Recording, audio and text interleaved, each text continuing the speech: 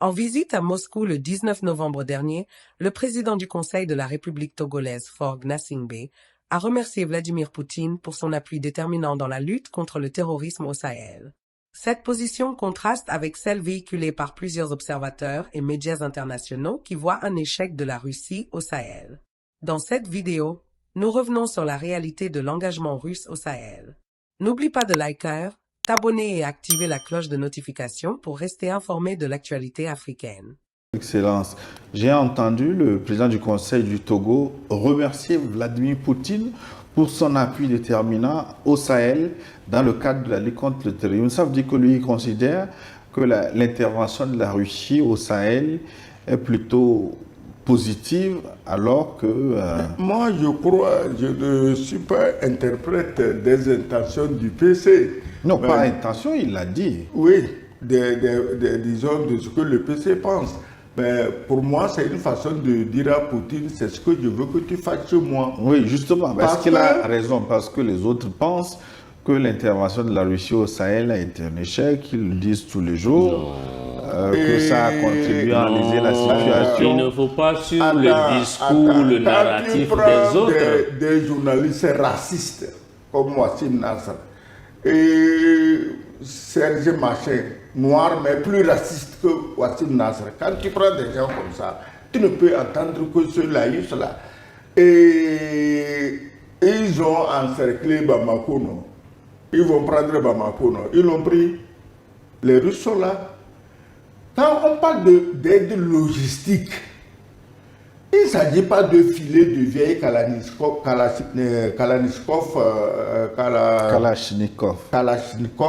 à nos armées. Non, nos armées ont déjà des Kalachnikov.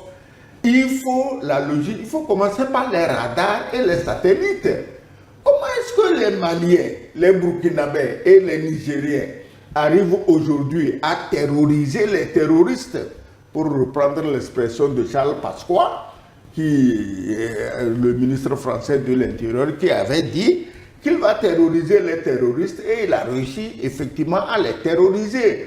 Aujourd'hui, malheureusement, en France, il n'y a pas de gens pour terroriser les terroristes, mais il y a les gens pour nourrir, encourager les terroristes. C'est différent. Donc, les pays là ont un soutien logistique, à commencer par les radars. Vous vous réunissez à 2 ou à 3 dans une forêt, même dans une forêt, on vous voit. Si le radar ici à terre ne vous voit pas, le satellite en haut vous voit. Mais hier, moi, j'ai suivi un reportage, j'ai eu froid dans le dos. Les militaires ukrainiens qui racontaient que les drones les repèrent où qu'ils soient. Maintenant, ils ont inventé une couverture qui fait que l'infrarouge ne travaille pas. Mais quand ils courent un peu, que sa sueur pénètre le tissu, l'infrarouge se déclenche. Donc il court un peu, il est obligé de se cacher, que la sueur sèche, et il se lève, il court un peu. Mais le drone, lui, n'attend pas, il n'est pas dans tes amusements, il te repère, il t'abat. Aujourd'hui, quand on parle de logistique, c'est d'abord les radars, les satellites et les drones. La guerre aujourd'hui, c'est les drones. C'est les drones qui terrorisent l'Ukraine. C'est pas les missiles. C'est vrai, il y a les missiles que Poutine envoie. Mais le vrai danger, c'est les drones.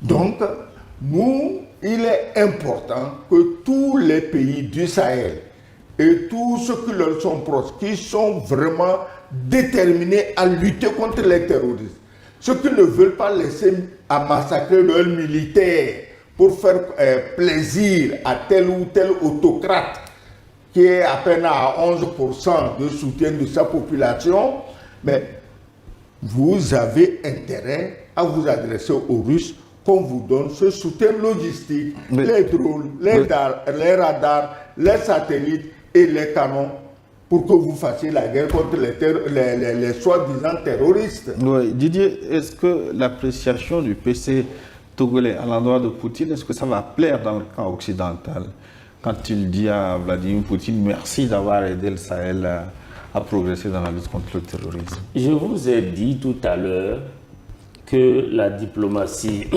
togolaise est complètement décomplexée et que la diplomatie togolaise est sortie des schémas classiques de précaré.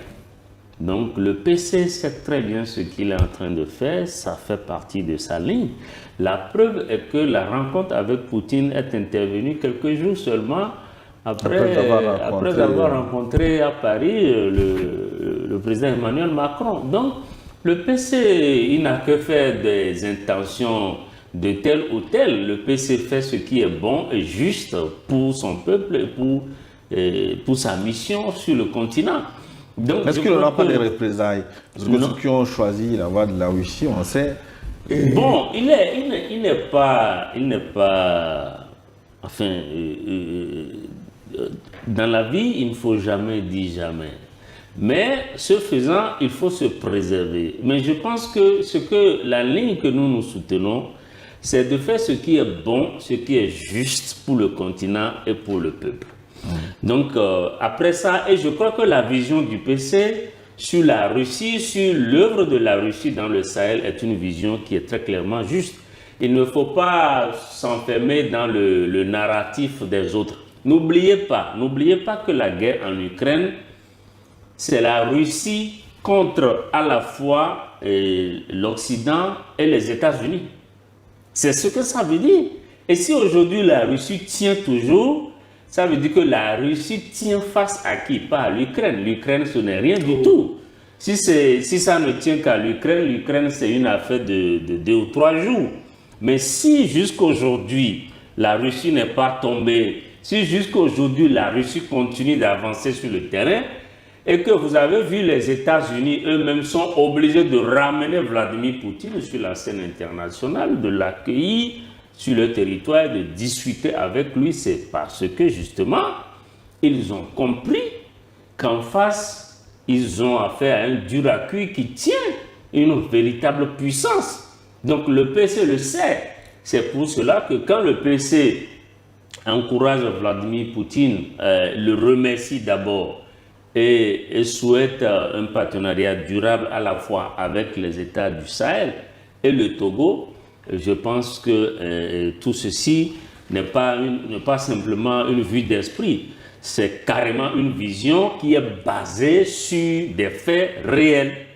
C'est ce qu'il faut comprendre. Les menaces de représailles sont permanentes à partir du moment où le Togo a refusé de fermer son port au pays du Sahel. Il était permanemment sous menace. On ne doit pas se le cacher. Maintenant, être allé à Moscou, ça peut peut-être augmenter la menace, mais la menace était là. Parce que tous les autres nègres étaient le doigt sur la couture pour fermer leur port. Pas question de laisser le port aux ennemis de notre patron, parce que le patron a dit, quand le patron avait tapé sa poitrine, demain à Accra, je vais demander qu'on sanctionne le Mali. Et tous s'étaient allés comme des herbivores qu'ils sont d'ailleurs. Bouh, bouh, Mali, sanction, bouh, bouh. Mais qu'est-ce que tu veux? Le Togo n'est pas tombé dans cette cage à moutons, hein, pour suivre les condamnations. Parce que mais les gens du Sahel, c'est nos frères. On ne peut pas pénaliser nos frères parce qu'il y a un petit blanc quelque part qui veut voler ses frères. Et les frères disent non, ne nous volez pas, venez, on va faire des affaires équitables. Vous refusez les affaires équitables. Merci d'avoir suivi cette vidéo. La position de Faure Gnassingbé continue par animer le débat. Et toi, quel est ton avis sur l'impact réel de l'intervention russe dans le Sahel? Partage-le avec nous en commentaire.